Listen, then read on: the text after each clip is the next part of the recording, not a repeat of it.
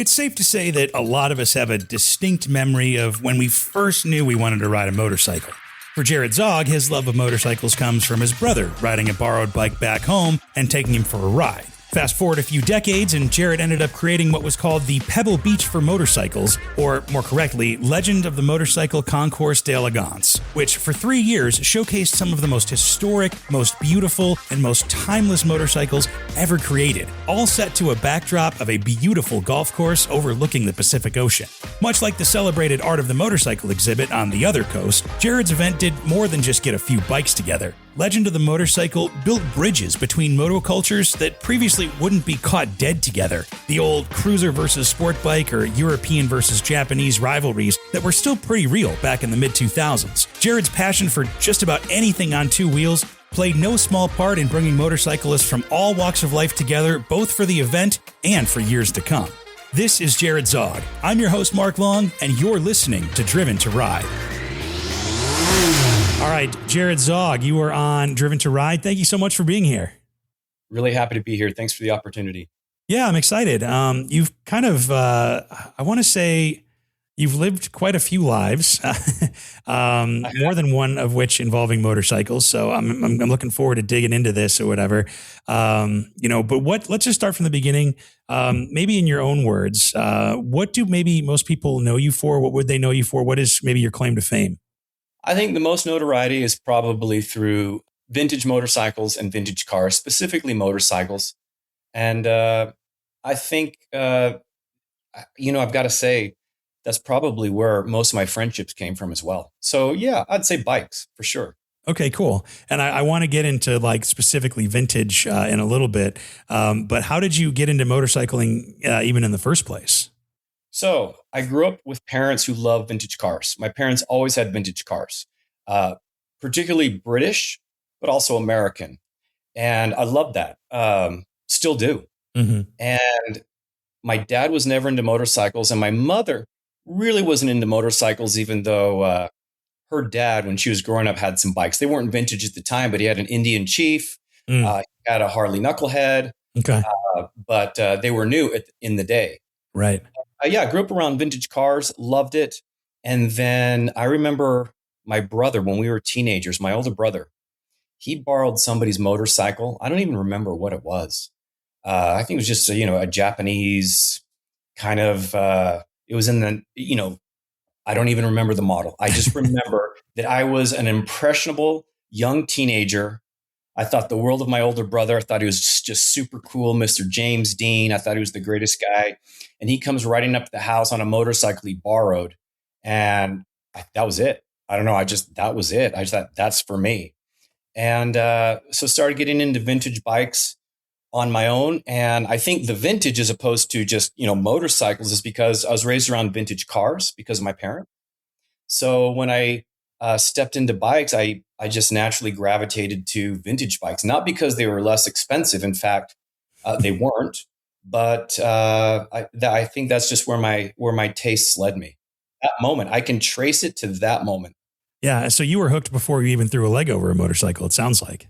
That's right. I've seen my brother, hearing the motor. Then, of course, he asked if I wanted to take a ride. And back then, no helmets, nothing, no protection, no safety measures. And, we got on the road and cruised around farmlands, the wind in our faces. And I was hooked, totally hooked. And, there's so much, there's the tactile experience. It's the sensor. It's everything, just growing up with my dad's old cars. It's the smell of the leather and the way the old woolen carpets kind of deteriorate. And, there wasn't really any plastic. So there's wood and leather and metal, and the gasoline smell is different. And then the oil, and, there's a real nostalgia to it, and you don't realize it until you step away from that. But it's all of it. So it's not just aesthetics or, horsepower or, nerd talk. You realize that it's everything. It's all the senses, and that's, it's kind of hard to explain, but anybody who knows, like you, growing up around that, totally, makes sense. Yeah. It's funny you bring up the smell. It's definitely something that I always notice, but I never think about just because, yeah, growing up with it. But it's definitely an old car, old motorcycle. There's just that smell that's a little bit different. Sometimes you almost smell it before you see it. Totally. Yes. Yeah. And also I love the sound of the engines. I love playing the game where when you hear a motorcycle, I know you can usually tell if it's a classic Mm, car, motorcycle, and you try to guess what it is. Maybe not the model, but at least the make before you see it. That's always a fun game to play. yeah, for sure. I want to make sure that I frame this correctly, so we're all kind of on the same page. When you say vintage, do you have like a year kind of bookend that you're talking about with vintage, like an era, or I mean, is it everything older than 25 years old now? Because at this rate, like anything made before 2001, I guess could be considered vintage, which sounds weird to say out loud. It does. So yeah, when you break it down, and so that's one of the things that I did with the event that I produced with my wife is that we had very serious judging, and so we did have to break it down from classic to vintage to antique, Mm, and then after antique to pioneer. But I guess when I say vintage, I use it interchangeably with classic. I don't think I'm too specific there when I'm just talking to people. sure. Yeah, it is such a wide variety now, but I like how you broke it down to like vintage, antique, like pioneer. Yeah, I'm yeah. guessing pioneer is probably like 1900s, like the very. Yeah, even late 1800s, but yeah, it's the ones that basically look like a bicycle with a little motor attached to it. Uh, so yeah, the British call those veterans. We call them pioneers. But yeah, and then you just go up from there. So yeah, it's fun to get in the details about all of that. But yeah, I suppose I use classic and vintage interchangeably, even though that's not quite true. Sure, sure. Well, you kind of alluded to the event that you put on, which just sounds like it was an amazing experience. Can you tell me kind of what the event was called? Give us a brief overview and where the idea came from. So we were just talking about this. I'll jump right into that question, but I wanted to just say, so I just got back into the country yesterday. I was in Spain, Mm, and the reason that's relevant is because I was meeting with guys that I met through motorcycling, and it is amazing. And they're genuine relationships. They're not just you know casual social relationships. They're genuine friendships. And the reason I say that is because these are things that you would really never expect about how commonalities or interests bring people together and can transcend decades. And that's exactly what happened. And wow. so the event that I produced is already now more than 20 years old. And it's really strange. I mean, I was a kid when my wife and I did that. And to your question, how did it come about? Well, so I married a girl from San Francisco, and Brooke is her name. We Hmm. were living in San Francisco. We were working in an advertising agency. That's my professional background. And because I was raised around classic cars, loved classic cars, I would go to Pebble Beach every summer. And, Okay. Yeah. after a while, I started to think, well, why aren't there any motorcycles? And I started to ask, and people would say, well, this is just specifically for cars. We don't want to get into bikes because then we have to get into, what else? We get into classic boats and what else, motoring. This is about cars. I thought, okay. Yeah, that's fair. And I thought, well, there's got to be something like Pebble Beach for bikes. And then I started to look into it, and there wasn't. Hmm. And I thought, well, there's got to be something like Pebble Beach for bikes in Europe for sure, because the whole idea of a Concours d'Elegance is a European concept. Right. It started in France, and then after two world wars, the Americans took it up, particularly Pebble Beach. They're the ones that kind of refined it, put serious judging guidelines behind it, and really kind of set the standard for what it is today. But it was originally a European concept, so I thought, yeah, there's got to be something like that for bikes in Europe. Again, there wasn't. Wow. My wife and I had been married for 5 or 6 years. We didn't have any children yet. We had time on our hands. I don't know if you remember those days, right? Right. you Right. know, you didn't go to bed exhausted every night, and every night, if you wanted it to, could feel like a weekend night. Right. So we had time on our hands, and I just thought, you know what? Let's create a Pebble Beach for motorcycles. And that's how it started. And was put in contact with some really interesting people. One of them was one of your guests, Olton Guilfoyle. I was going to ask. Yeah. Oh, yeah. An Irishman living in New York who is a true Renaissance man, film producer. I mean, he's just, I love Olton. I didn't know him. He co curated the Art of the Motorcycle at the Guggenheim. And that was just groundbreaking on so many levels.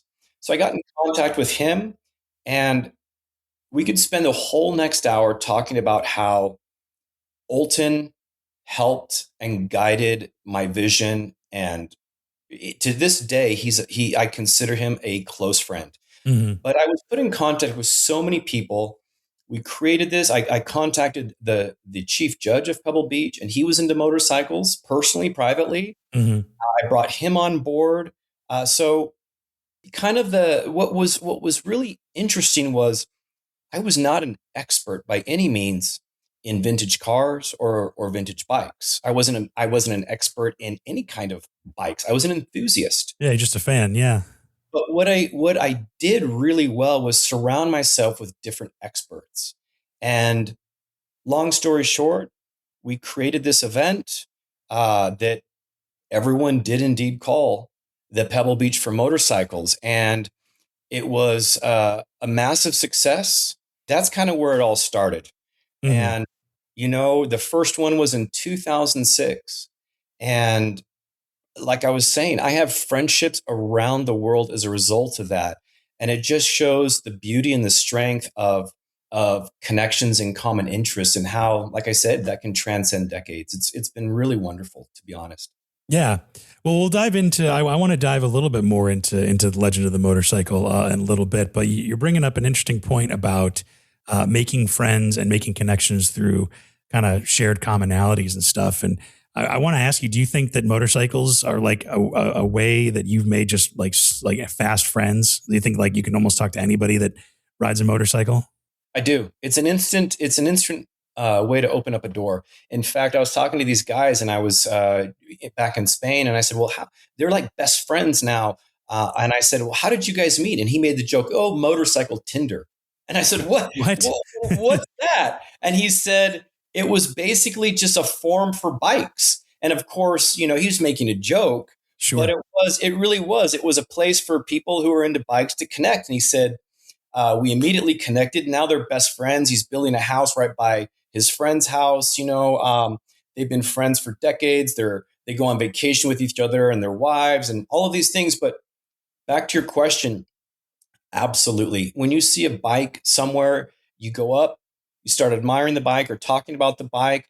There's a rapport almost always. It doesn't matter if you're into American bikes, if you're into like MotoGP, or bullet bikes, vintage bikes. It doesn't matter. Vespas. It doesn't matter.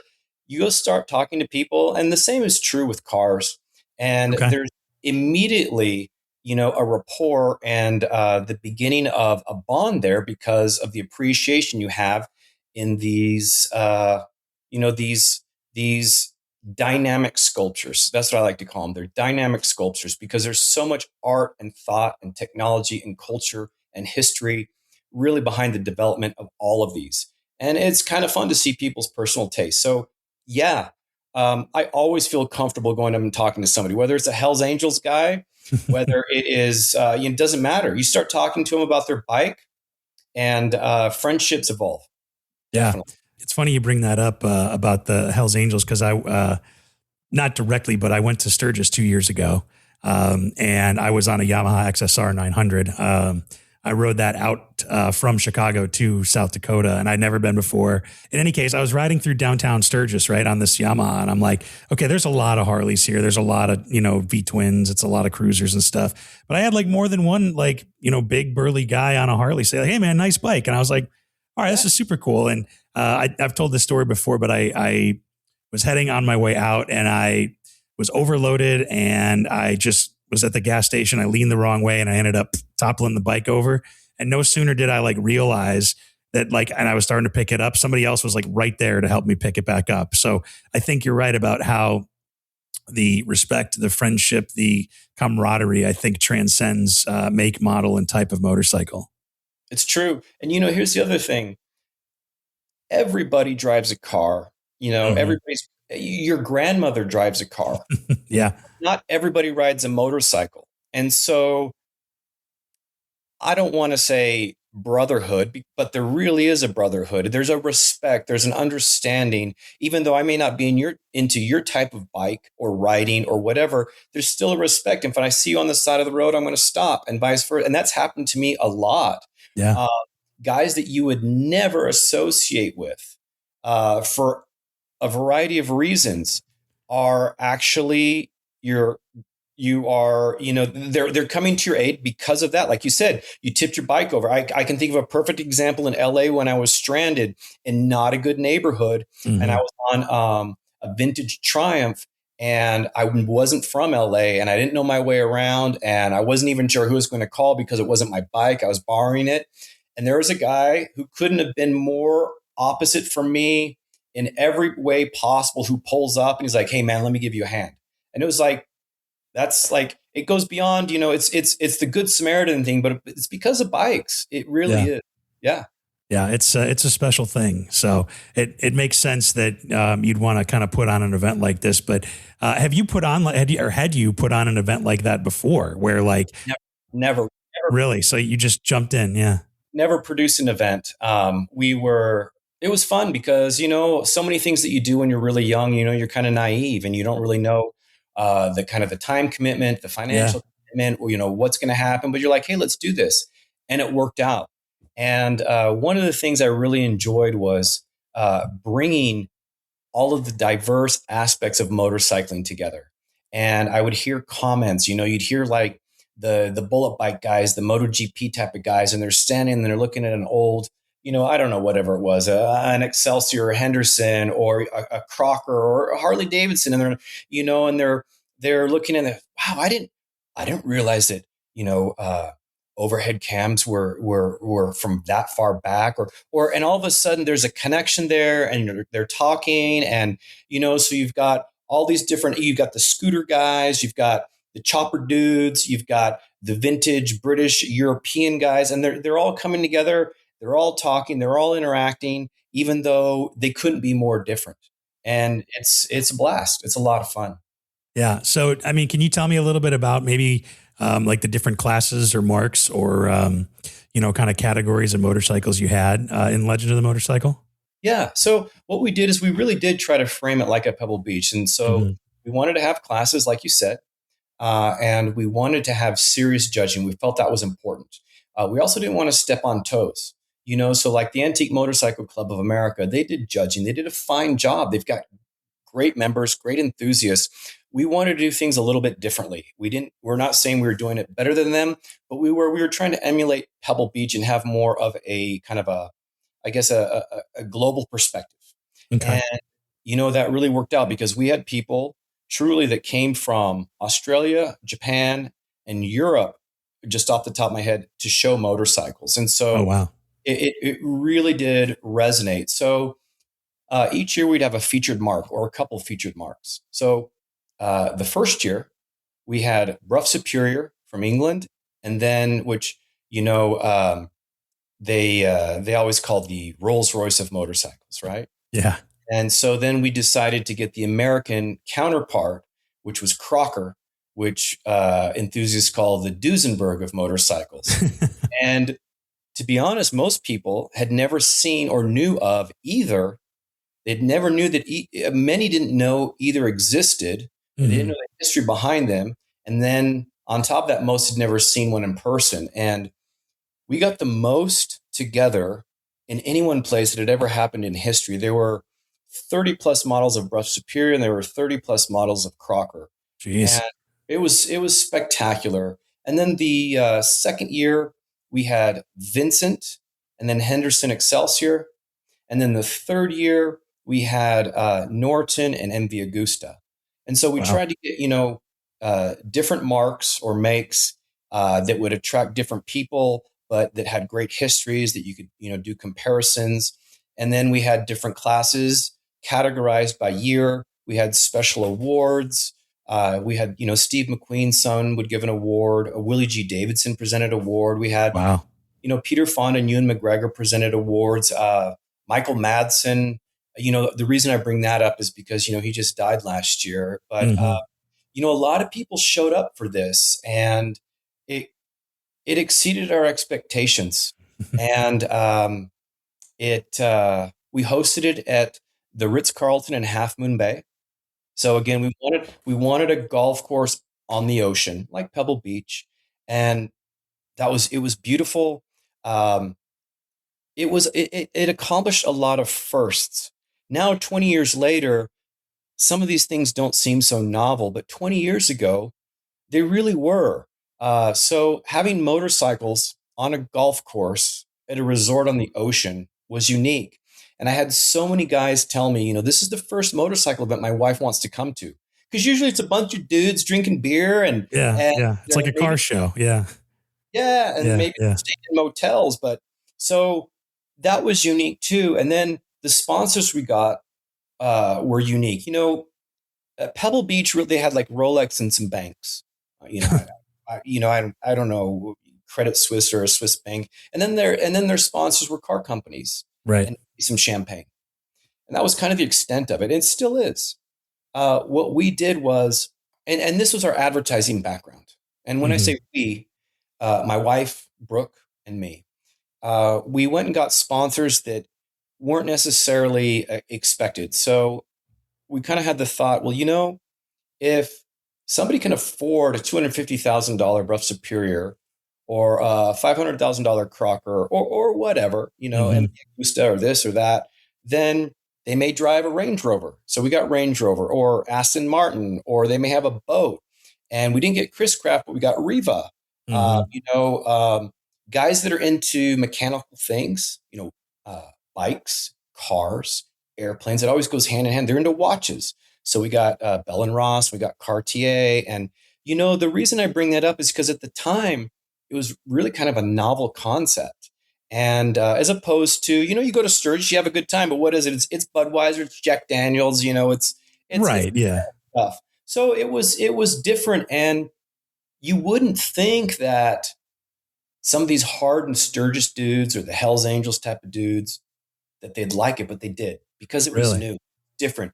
And it elevated motorcycles to the same level as motor cars. It put them up there as works of art worthy of admiration and presentation. And I think that everybody, whether it's your buddy who lives in the trailer park or whether it's the guy down the street who lives in the mansion, everybody appreciated that. For the first time, bikes were seen for more than just, two wheels in the open air, Yeah. Yeah. I mean, it sounds like an amazing experience, and to be able to do it successfully 3 years in a row is pretty impressive. So, and it almost sounds like it was like the art of the motorcycle West Coast. Yeah, and we got the premier sculptor in the motorcycle world, Jeff Decker. Mm-hmm. He created for us our trophies, our God of Speed.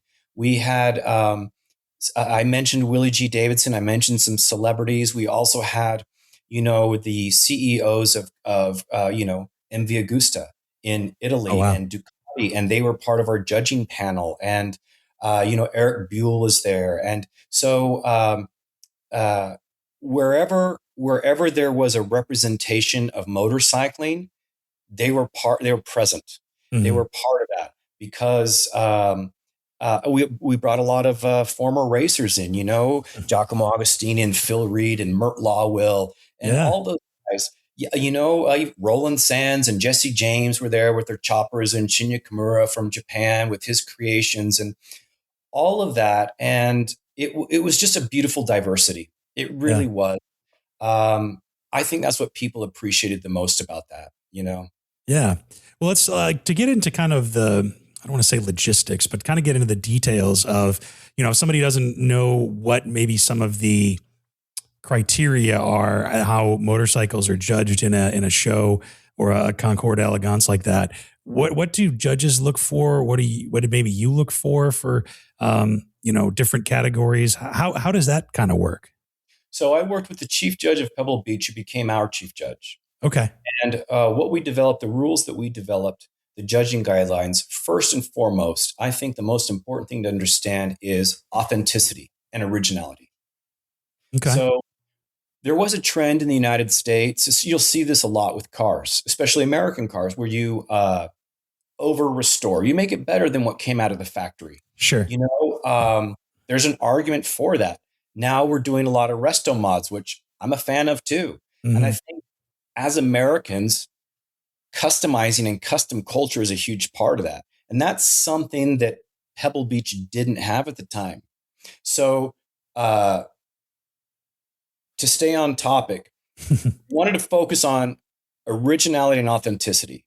So, did the bike come out of the factory like this? And has it been restored, period, correct? That's the biggest takeaway. At the same time, what do you have when all of these sailors and soldiers are coming back from the Pacific after World War II? When Hell's Angels is being created, the chopper, they're chopping down their bikes, they're making them lightweight. It's customization. It's the same concept they did with hot rods. And so Right. we had classes for that. We had consideration for that. You know, you have a super cool customized bike or chopper or bob job on some super cool Indian or Triumph or whatever. Points shouldn't be taken away because it's not factory or period correct. There should be a class to allow for that because that's really part of our culture as Americans. That's part of, you know, something that has evolved to become, you know, a form of artistry. So that was also a consideration. So we had, I got together judging panels of experts in their respective fields, guys who knew what racing bikes should be, guys who knew what factory correct bike should be. Is that, you know, whether it's a BMW, whether that's a Honda, whether that's a Harley, whether that is, you know, whatever, Hmm. um, you know, a Norton. And so uh, that was all of these people were super generous too with their time. So, like the judges, we paid for them to fly over and stay at the Sure. hotel, but everything else was on their own dime. All Hmm. these guys that brought bikes, whether it was from Kansas or Australia, they paid for that. We didn't. And the reason I bring that up is because to show the interest, one, on the part of the owners in wanting to show their bike. It wasn't just about pride. I'm gonna win a trophy. It was the enthusiasm. You know, it was contagious.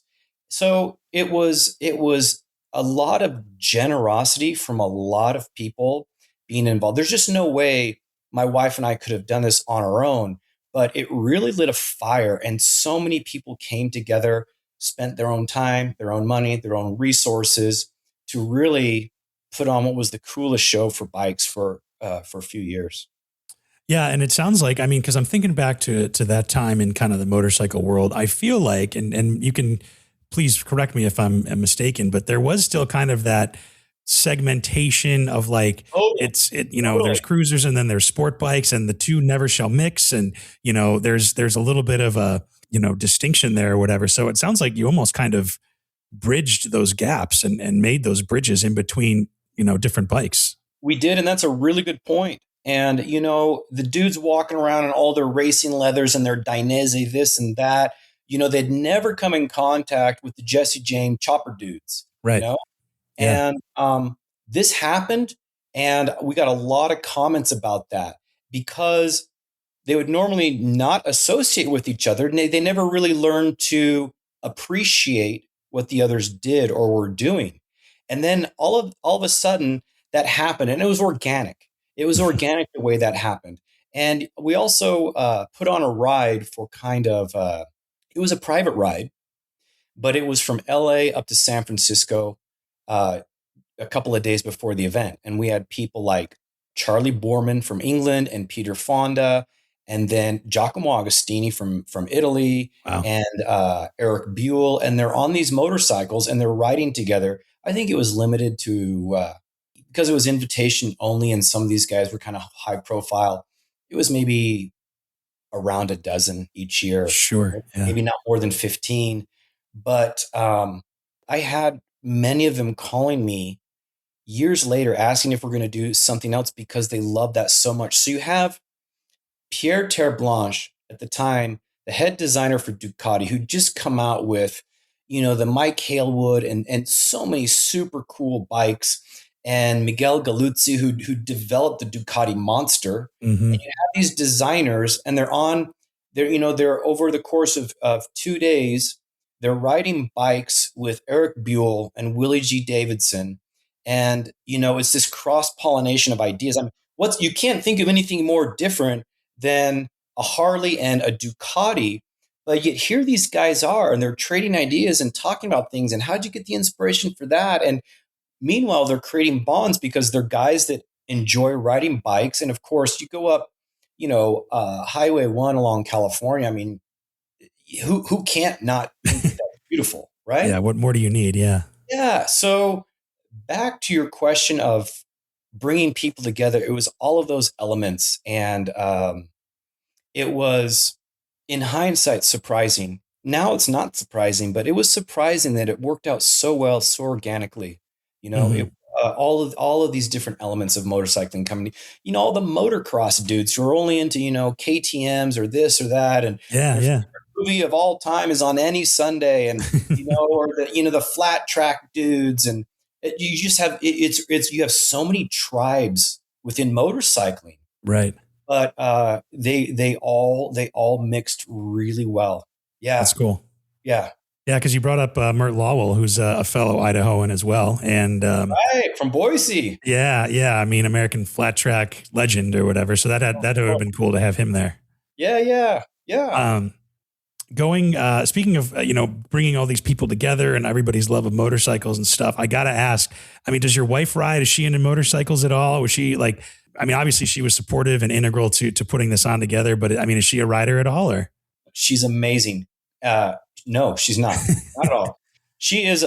We are. I'm the country mouse that married the city mouse. okay, So I wherever I lived, it was rural. So I say I'm a spud because it's where I went to junior high and high school in Idaho. My folks still live there. I love camping and hunting and fishing and all of that stuff. When I was younger than that, I lived in Colorado and also lived in West Africa. And oh wow, anyway, so that's a kind of my background. And I married this city girl from San Francisco.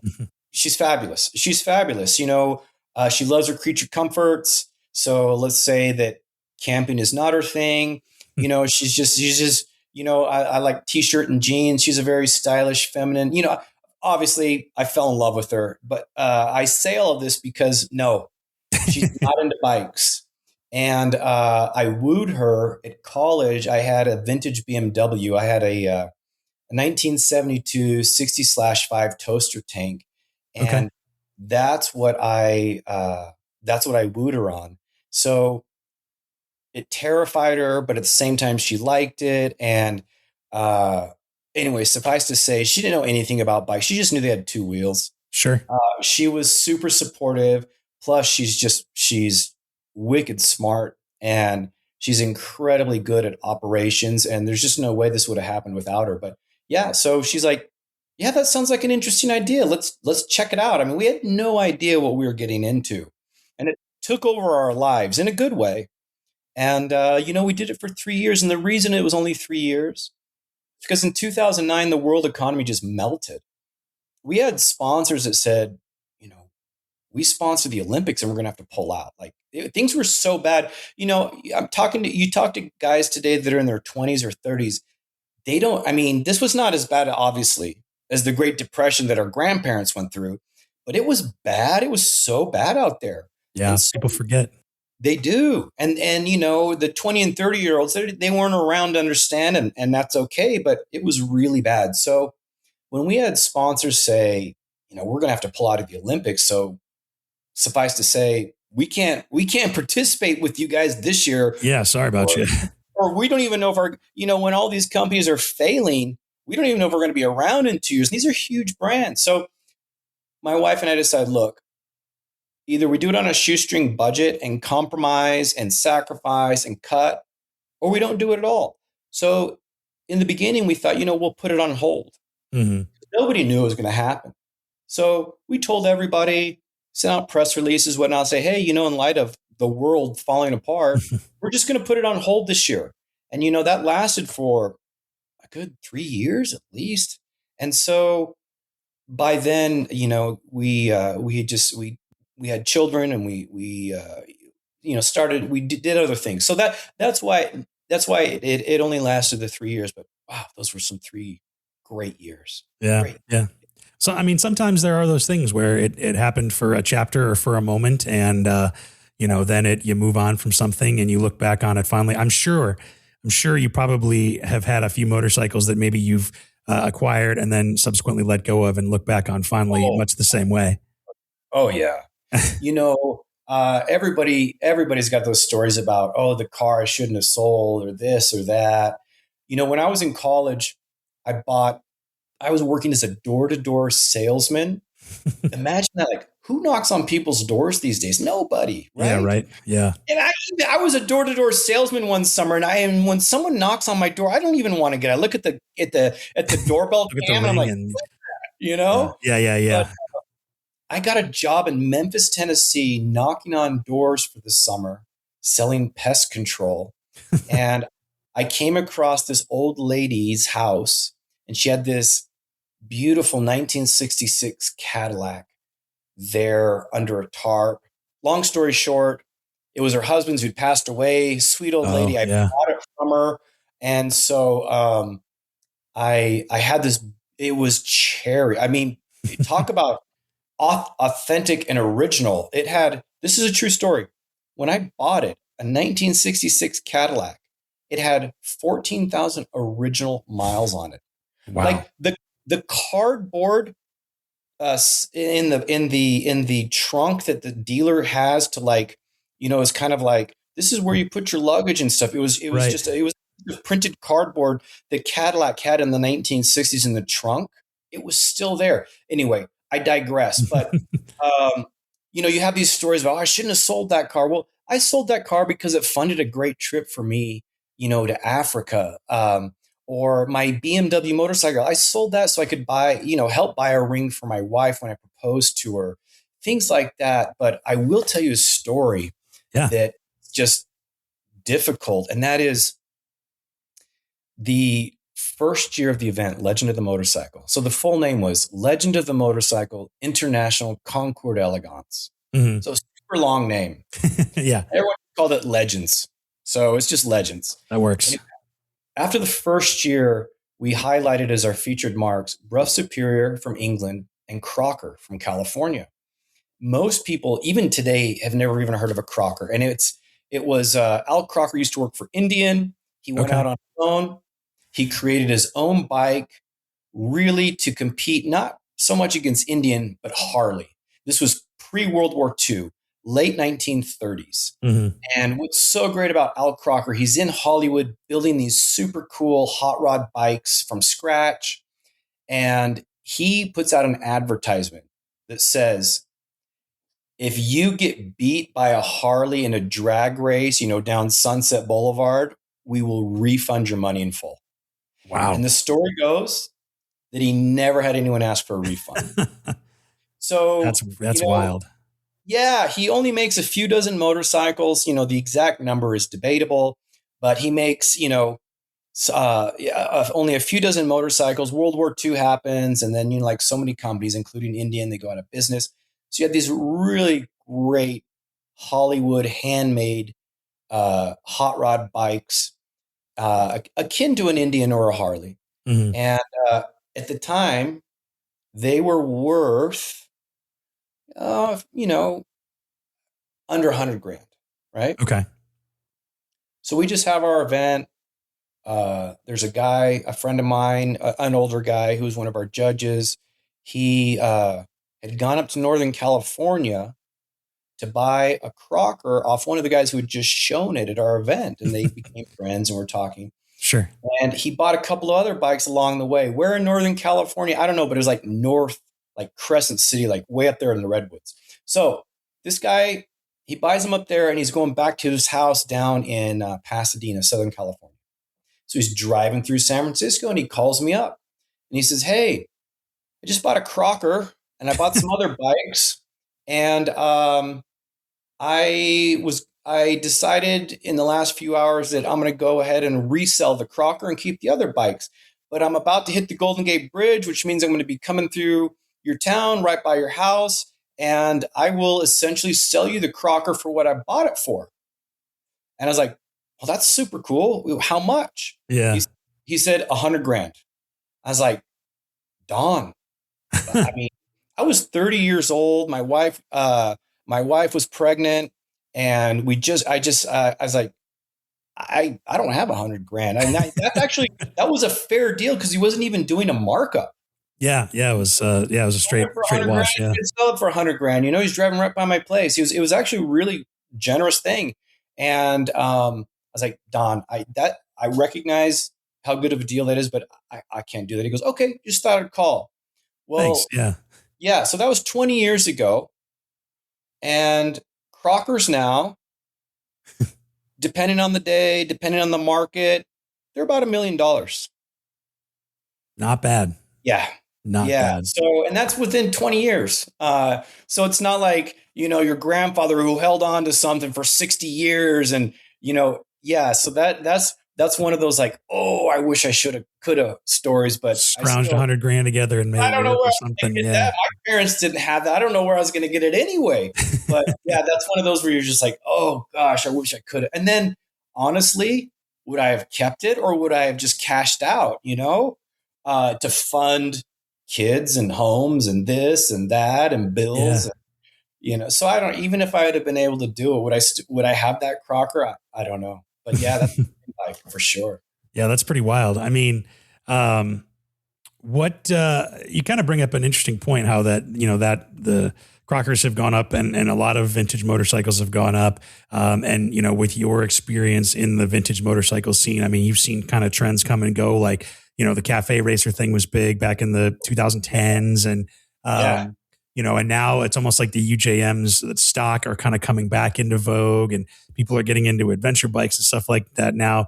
Can you talk about maybe where the vintage scene was when you started as compared to where it is now? When we started, it felt like it was stronger. Okay. I feel now, not based on enthusiasm and enthusiasts and owners and collectors, but based on market values. The bikes at the high end stay high. It's kind of like in the art world. You buy a Picasso. Well, I don't have the money for that. Well, yeah, but it's always going to either stay or grow.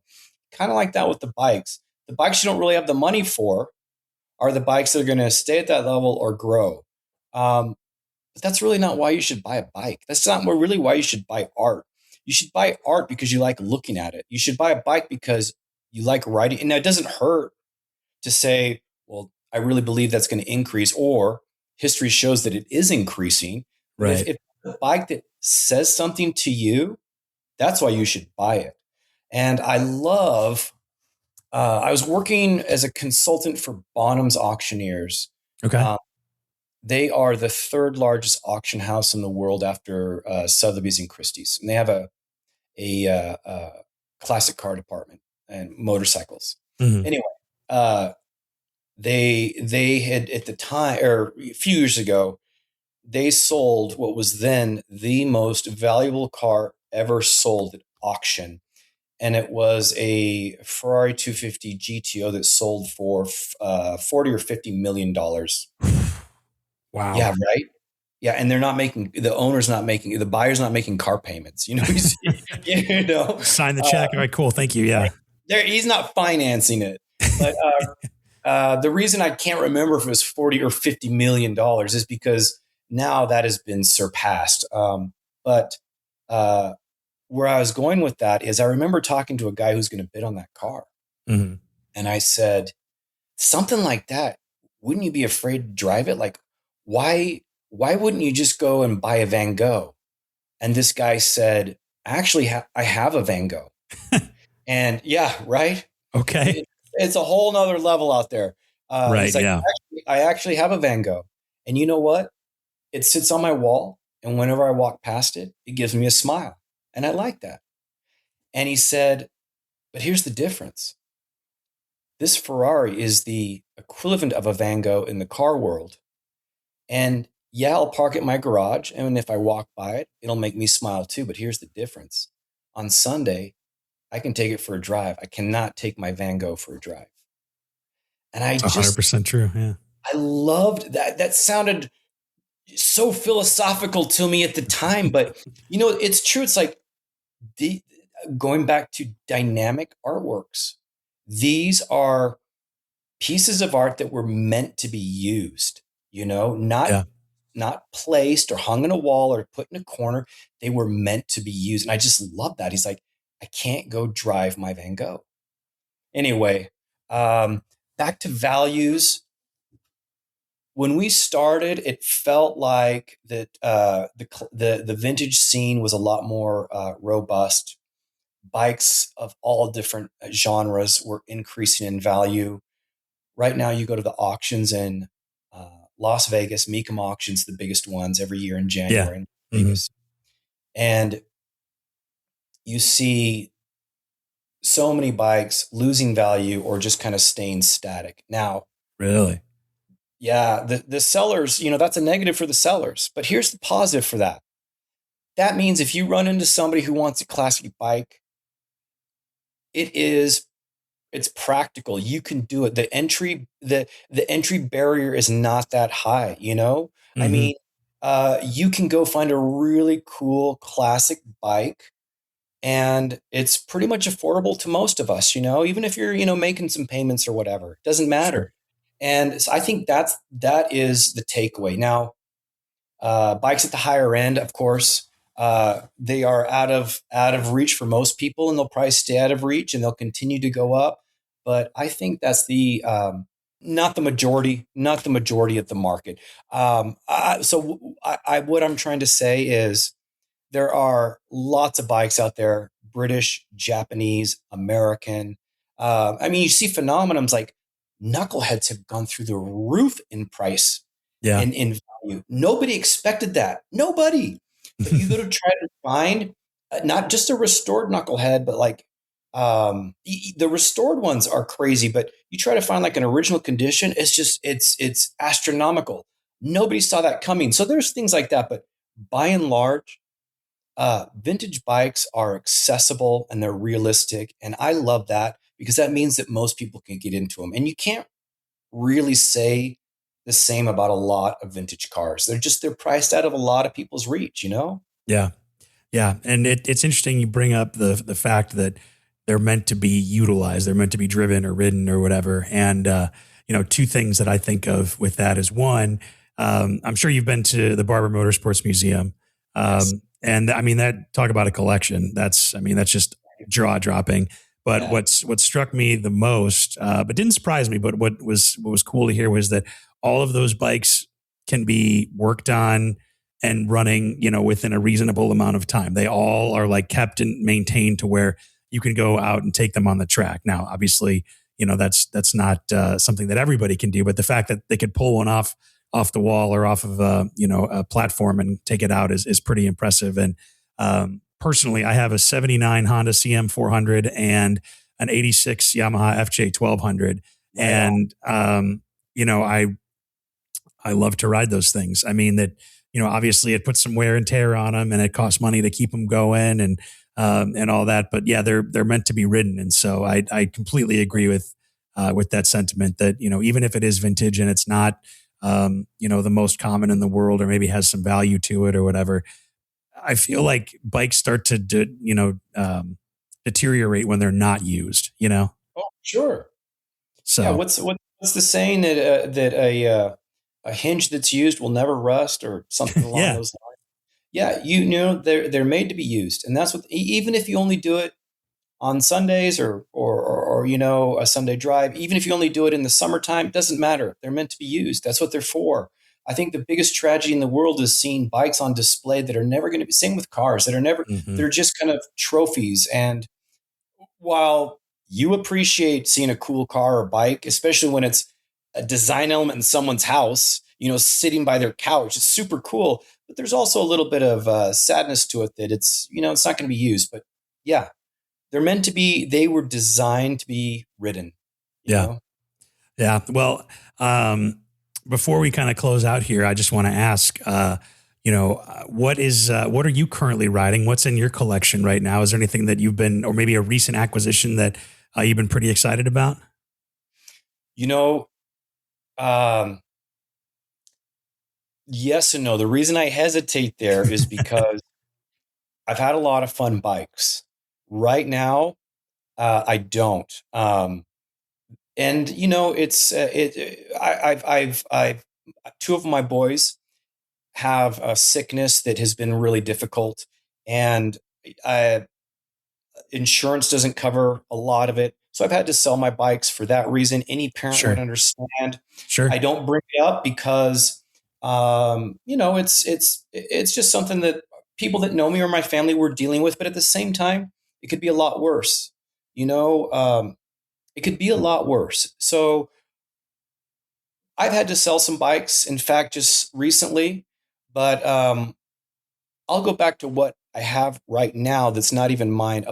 So I put on a ride a year or two ago, invited some people, and we went through the canyon lands and Navajo lands of southern Utah, northern Arizona, and a bunch of guys came from all over. There was a guy and his wife who flew over from Austria, and I've got a buddy who is got a great collection of bikes, and he's very generous and lent at least 6 or 7 people some vintage motorcycles to ride. Oh, wow. Yeah. Yeah. So buddy of mine from California, he brought his 68 Triumph and couldn't take it back to his house for whatever reason. I don't remember. It doesn't matter. He's a good friend. So he's parked at my garage. I'll fire it up on the weekends, or at least once a month to keep everything running. I just tell him, put on a few maintenance miles and just take it along Wasatch Boulevard here in Utah along the foothills. And the reason I bring that up is because that bike's worth, I don't know, under 10 grand. Mm-hmm. So it's not cheap, but it's not expensive. And every single time I take that bike out, and I only ride it for, less than 20 miles each time. But every time I take that out, I get somebody who honks or waves or gives me a head, whatever. And I love that because it's a fun bike. It's a cool bike. Is it super special? No. Is it super valuable? No. But again, it just goes back to how much fun classic bikes are, and that other people who may not know anything about it appreciate it, or, like I said, give me a wave or honk, or little kids laugh, smile when I go by. And so I love that. And so having his bike on permanent dry storage in my garage, right, I'm good with that. Yeah, that's not bad. That's not bad. And it kind of speaks again to kind of come full circle, testament to the not just the amount of friends that you make and the quickness of friends that you make through motorcycles, but also the depth of the friendship there, which I think is a great note to end on. So, Yep, it's true. So, and I liked what you started with. It doesn't matter if you have a Briton from New Zealand that's worth $1 million or a little Honda monkey bike. If it's a bike, it's a bike, and it opens doors. It's a great way to break ice and make friends. Yeah. And I mean, even to your point, if you don't necessarily have a motorcycle like to your name or whatever, I have a good friend who we rode to Yellowstone with, and we were in Idaho and back and did a lot of cool stuff there. And, he moved on to other things and sold his bike, and he was having some, trepidations about it. And I said, look, man, even if you don't have a motorcycle, you'll always be a motorcyclist. Yeah.